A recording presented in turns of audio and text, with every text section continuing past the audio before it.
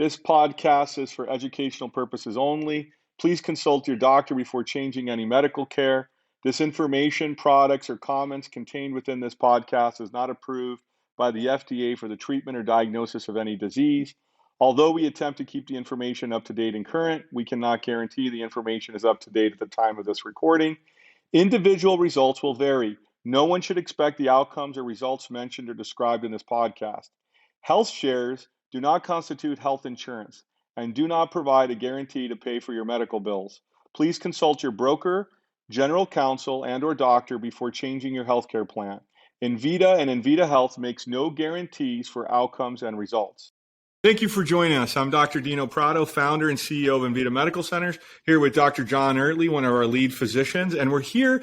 I got the question many times about 12 oncologists and some emergency room doctors who felt that the work that Envita does is not in the published literature, it's experimental, it's unsafe. And I thought to myself, that's incredibly interesting. As the CEO and founder, I have interviewed oncologists, and I can tell you they are not trained in molecular targeting. They are not trained in integrative precision oncology, so much so that when we hire a doctor, and I've said this on other podcasts, whether they're a seasoned 10, 20, 30-year oncologist or an MDH, medical doctor of homeopathy, or they're a naturopath, whoever they are, they require a minimum of 1,500 hours and 1 year of training to become minimally proficient in Envita's informatics for treatment planning. Because remember, no patient is the same.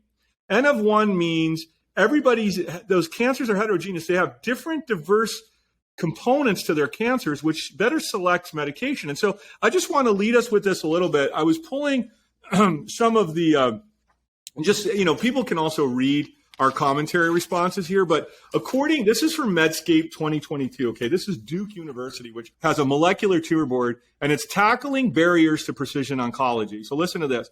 And this is 22. This says right from the paper, despite the availability of genomic testing, and this is basic genomic testing. This isn't even what Envita does. Basic genomic testing, its potential to help clinicians match patients to targeted therapy. Recent data shows that many patients are not receiving evidence-based biomarker testing so that they can connect them to the appropriate FDA treatments and therapies and innovative clinical trials. So right there, it's just not commonly used. So my statement was correct.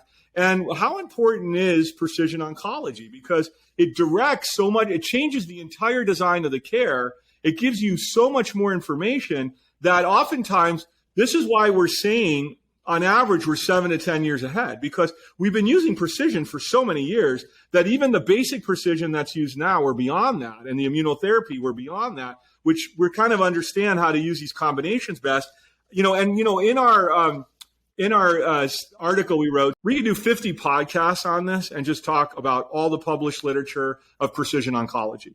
And John, you could take us through, but I use the example. Go ahead.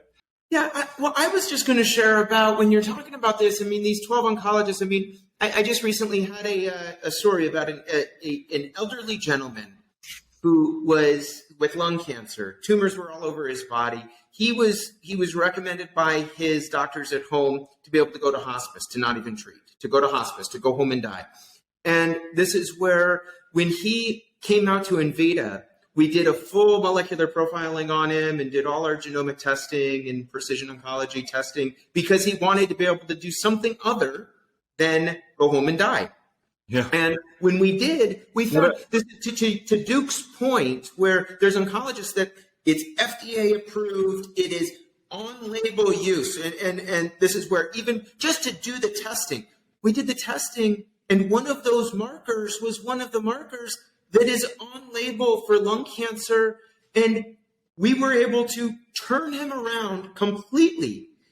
With the oncologist didn't do at home, we were able to turn him around, and he went into complete remission, and now is living his life without any evidence of disease right now. Why? Because the beauty of a molecular target that was taken, that was able to be tested. Now, when oncologists are saying this, again, it breaks my heart, because you're seeing that patients are not being given the precision And whether it's that they haven't been trained it in medical school, they don't learn it in their fellowship and oncology training, because standard oncology doesn't involve these molecular targets. So again, many of it is just because they just don't know. But really, patients are at the other end of this. And when you see this, even if it's FDA approved for that specific tissue, they're not being offered it.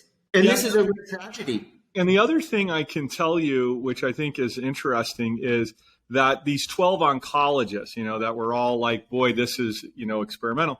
I got the question about this biliary cancer, that we used a lung cancer drug to treat biliary. Well, I shared that story. I don't know if it'll make it, so I'm going to share it here because this will make it. So this patient, she was a pharmaceutical rep. She had a biliary cancer. She had surgery, and she was smart enough to know that cancer is going to come back. Within 2 years, that has a 90% chance plus 85 it's going to come back, and it's a terminal disease. So she came to Envita. We ran all of our informatics, right? Circulating tumor, CT-free DNA, all our genetics.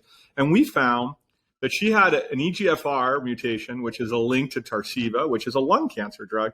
Now, the important thing we have to tell patients is we don't just use smart drugs to help the patient, but then it allows us to use our other therapies, our immunotherapies, to actually go after and kill the cancer. So in her case, she's 2 years out, full remission. She became a health coach, refers to tons of patients to us. And the other thing to understand is that precision oncology isn't easy. And I want to just talk about two things here, because actually we can go on about this for a long time. But here is, cancer, and these again this is from Nature. So I took this, and you guys can read this on our, news release, which actually cites all this, so you can look it up.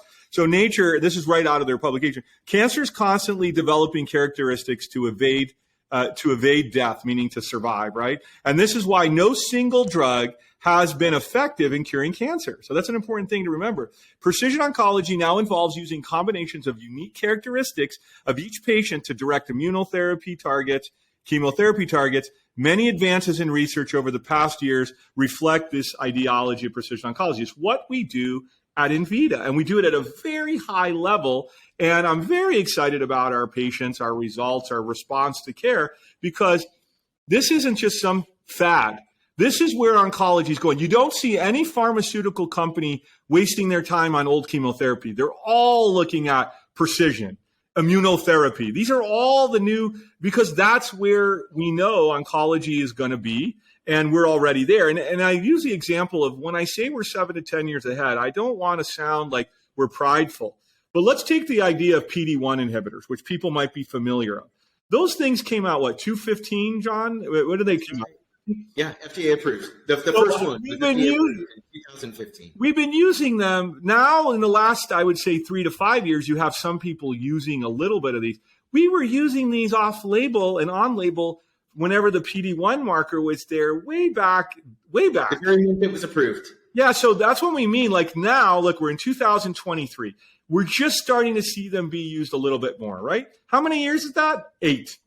Call it 7 or 8. So that's one example. I can go, on and on. So the example here is that when you use precision oncology, just to be clear, we're not just using a smart drug.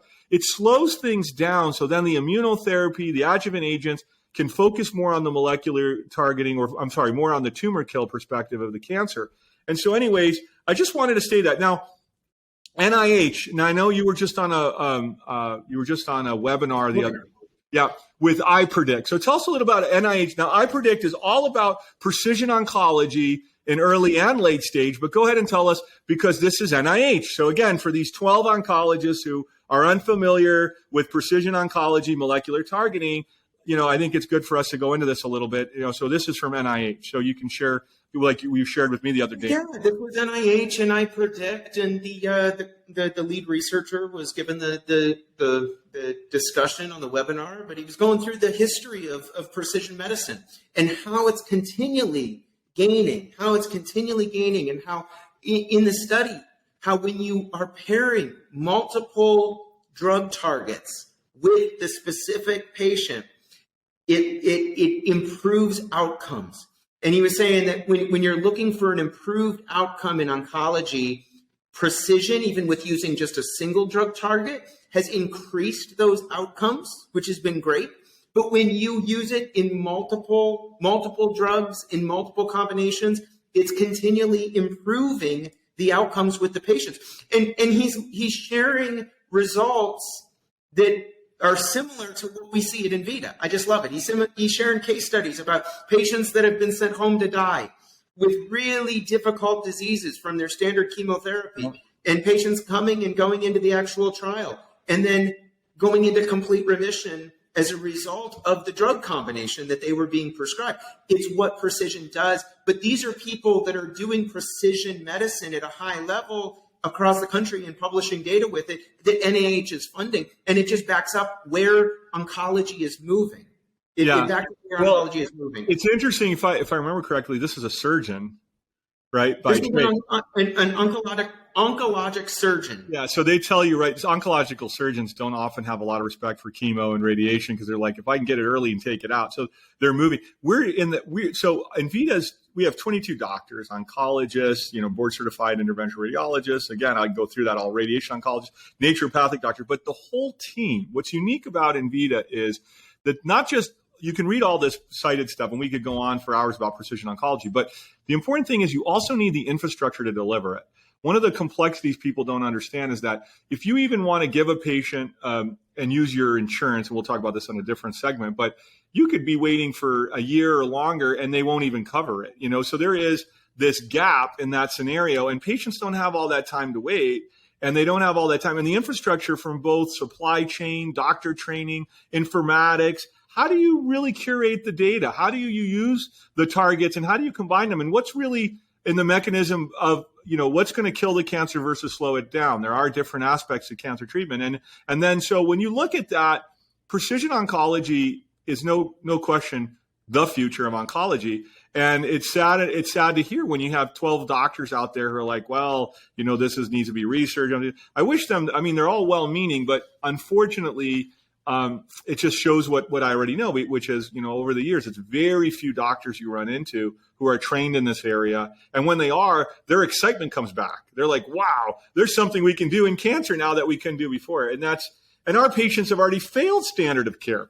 It's not like this is their first care. They've already failed it. So to give them standard of care would be useless because they've already failed it. They need precision. So, you've said in the past that cancer is not a disease of tissue; it's a disease of biomarker targets, of the genetic and the informatics that's on the actual the disease, or is on the cancer. It's interesting because even FDA now, and I'll just illuminate this. FDA, everything's moving towards precision. FDA finally has recently, instead of approving a drug based upon the tissue. So I'll give this example. Instead of just saying, well, you have a certain type of lung cancer, you're going to get a lung cancer regimen, right? A lung cancer drug because you have lung cancer. It's saying now it's started the process for the first time, just recently, to be able to approve drugs based upon molecular target. And when you start to see this, you're seeing more and more approvals of FDA based upon the molecular target. What is that? That's precision medicine. Yeah. Where now the individual that's got a biliary cancer that has a lung cancer target is now able to actually utilize that, and it's FDA approved, and insurance can finally start covering that, which they should have from the very beginning because it works. When you were saying that it's archaic, I give this example oftentimes to patients to be able to better understand what goes on. Think about if you were treating an infection, and you had an infection of the throat, but you didn't base your antibiotic based upon the infection. You based it upon that you had it in the throat. And all that you did is saying, I'm going to follow, if your infection is in the throat, then I'm going to give you this antibiotic. What if it was a fungal infection? What if it's a viral infection? What if it's a bacterial infection? Then how do you treat it? It's based upon infection in the throat. It's not precise. But this is it's so interesting because we don't do this with our infectious disease, and yet we do this with our oncology. Oh, you have a throat cancer. Oh, well, you need this chemotherapy for your throat cancer. I say, no, we need to be able to do the chemotherapy, the immunotherapy, the phytotherapeutics, the concert of the things that Envita does to treat the type of cancer that is in your throat, Well, not the throat cancer itself. I think what's great is, who knows, maybe. And the data's proving it. The data's proving it. It's going there. It's just, again, I just feel like they're well-meaning. They just don't know the subject matter. We're in it every day. This is what we do. And I can tell patients that, and I've said this over the years, is I would not, let anybody I love, anybody I not utilize precision targeting, because it's just so much more data and better able to use that to be more precise for you is, in my clinical experience, or just over the Envita's clinical experience and what we've seen with our patients, is better. It's better than guessing. It's better than just using outdated information. So anyways, that's our take on it. So we had emergency room doctors who said, I can spot an Envita patient coming a mile away because they're all hurting and everything. And I thought that's interesting because we have very few patients that go to the ER in our total patients. I mean, obviously cancer can progress, or people arrive late and, they held off and so forth. And then they arrive late and then they're in and out of the hospital. We're not even treating them. Those are the few patients that they see. They're not trained in immuno-oncology. They're not trained in molecular targeting. And oftentimes when they see a patient, they're ER docs, they're internists, internal medicine. They can't see pseudo-progression in imaging because that requires special, even radiation oncologists miss pseudo-progression in immunotherapy. They really don't know where the patient is in the course of care. And oftentimes when our physicians reach out to talk to them, they don't always call you back, or if they call you back. That's ridiculous. Late-stage cancer patients that want to live because they're under our care, oftentimes these hospitals would rather just the patients go to hospice, and they'd rather put them on Dilaudid and put them to sleep, and this die with dignity mindset, where really at Envita we're working to reverse or response or help people live longer. So it's just it's a culture of life. It's a medical care that's, by the grace of God, we're here to fight to extend life. And oftentimes the hospitals, I believe, find it very burdensome. Not all of the doctors. There's some good. I know some guys, with some of the groups out there, Gadimi's group, they're good. They work. They know us. They've toured our campuses. They're excited when they see our patients. They're like, hey, guys, we'll say. But then you also have other groups that have kind of their own opinions, and so they have prejudices to integrative medicine. Period. Let alone us. So I just want to say that I found that to be kind of a sensational comment in the interview. I don't know if that'll make it, but the idea that ER doctors can spot us away, and that I thought that was kind of, it didn't make sense, right? Because the few patients that are there, late stage cancer patients can have complications and can end up at the hospital. That's not unusual. Well, they can end up at the hospital, and this is where I continue to be able to fight for their lives, and our docs fight for their lives. And this is where, even if you have an oncologist that it inconveniences the emergency room doctor, that's okay, because the life is worth fighting for. And the inconvenience to the emergency room doctor to fight for an end-of-lifing patient who has a chance to be able to actually respond to care, we're going to treat that person with the same dignity that anybody is treated with. And just because a doctor is inconvenienced by the difficulty or the complexity or the challenges of an Envita patient, we're going to continue to be able to fight for that life. And that's really, at the end of the day, where I think oncologists are human, or the emergency room docs at the hospital are human beings too.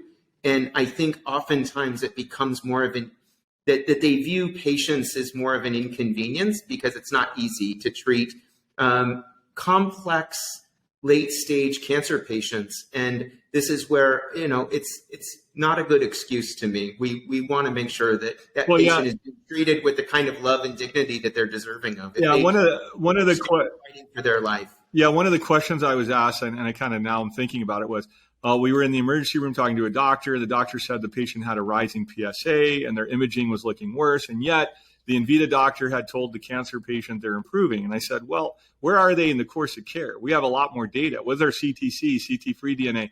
Is it a pseudo-progression on imaging, which requires special radiologists to review and look at whether this is actually progression of disease? Because oftentimes radiologists will just say it's progression because of their liability, but there's a well-known concept in immunotherapy called pseudoprogression. We understand that very well. We've been doing this for many years.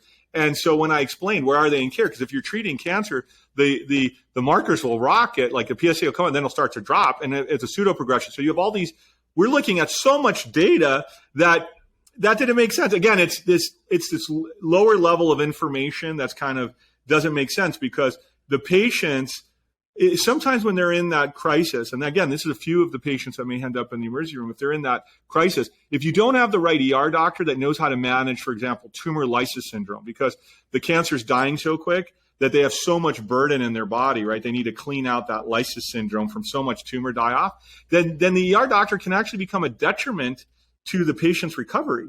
And because meaning they could have just put them on something similar to dialysis or apheresis, clean the blood out, or steroid or something, and help that patient just move through that crisis and watch their symptoms continue to improve. But there's very few trained doctors in that area, right, that know how to properly manage that. It's just easier to say, well, this is just a late stage cancer that's having a flare up, so they just may put them on medication and put them to sleep, or whatever it is that they're doing. And I don't say that to offend them. They're doing the best they can, but they're just not trained. They just don't see the full picture, where we're looking at so much more. We have imaging, we have tumor markers, we have CT-free DNA, CTC, we have the previous lab records, the current lab, and we're tracking all of that data with informatics.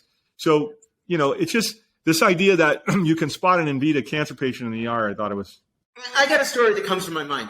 I had a patient. This was a while ago now, but it comes to my mind right now, so I'm going to share it. This poor dear gentleman, B-cell lymphoma, and literally he had so much cancer coming on in, but it was so much that it was blocking his bile duct. It was blocking his bile duct, and I said, okay, especially with what you're saying, again, it can sometimes get a little more puffy, swollen, and it started blocking the bile duct even worse. So I said, okay, he's turning jaundice. I said, we got to get in. We got to get into the gastroenterologist, got him into the gastroenterologist, put a tube in to be able to actually, it's called a stent, to be able to actually open up the bile duct so that his bile can flow so we can treat him.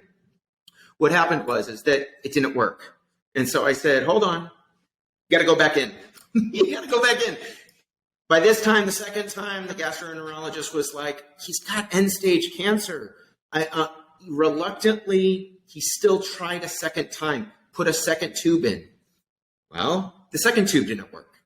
So he comes on out of the hospital, and he's very reluctant at this time. He just needs to die. At this point, his bilirubin just continues to keep climbing. He's yellow. He's got yellow eyes. And I said, it's still, I look at the images. I run images, detailed images of this. I said, this is still not an issue. You shouldn't be end of lifing. This is not the cancer killing you. This is the drain has not been placed properly. So what happens? Send him back in. And the patient is sitting there and he's like, Doc, I don't know. Do I go in? I said, yes, you go in. Do you want to fight for your life? Because he's feeling inconvenienced. I don't want to feel uncomfortable going in and telling a gastroenterologist that they need to place another stent. So there's this humanness. And I said, okay, if you want to go home, you can go home and pass away. But I'm telling you right now with this image, this can be fixed by the bile duct and by the actual stent being placed. I just don't think he's placing it in the correct area. He goes, Doc, I'm with you. I do want to live. That's why I'm here. I said, then you know what? You need to go back on in, and you need to be able to make sure. And I was a pest. I get it. I'm a pest. But you know what? It's for the patient's life. And this is where those are the docs that don't like, I'm telling you right now, those are the docs that don't like working with us because we hold them to a higher standard. Because our patients are worth it, Dino. And that's where it is uncomfortable. It's uncomfortable to have the conversation with the patient. But if the patient wants to live and that there's a way to be able to do it. Now, I didn't share the story. The third stent, it worked. And we were able to treat that patient for months. And he was able to actually respond incredibly beautifully to care. The jaundice completely cleared, and we were able to respond to care. That's the kind of cases where, yeah, I don't mind. I say I'm a pest, but I only mean it because the passion of being able to treat patients is absolutely worth it. And you use our knowledge and the passion to be able to make sure patients are getting the kind of treatment that they need. And I think this answers, again, this is another long one. We could go on for a long time, but you've got conventional oncologists, 12 of them, and you're saying, oh, this doesn't work. It's research. The data is to the opposite of that. And our clinical experience shows the power of precision oncology, and we can go on. And then you have the emergency room doctors who I can see an Envita patient. Yeah, we are going to fight for our patients. And we do have some good ones. I don't want to say, because some of our colleagues, over there might see it and they say, hey, we take care of your patients. I can pick up the phone and I know who they are, yep. and the ones that are going to be frustrated that they're going to be seen by, and the ones that are absolutely doing great work. And listen, for the purposes of answering that question, precision oncology is very important. Immunotherapy oncology is absolutely critical. More information is better than not. The clinical data on our end shows that patients who fail all care needs this. I predict NIH. There's a lot of data here. We've also, Nature. There's a lot of publications. That's not something new. Envita's not the only ones, but we're doing it at a very high level. The combinations that we use, I would say, are way ahead because we're using immunotherapy, chemotherapy, integrative agents, all with these informatic data and giving more data to the patient. And then I would just say, I think we answered that question, and I don't think I could have done that in a 30-second, 1-minute piece. So John, thanks for joining me. I also say to the rest of you, thanks for joining us. If you made it all the way through, may the Lord bless you on your journey to healing. If you have any questions, don't hesitate to reach out. We're here to help you. And thanks for joining us.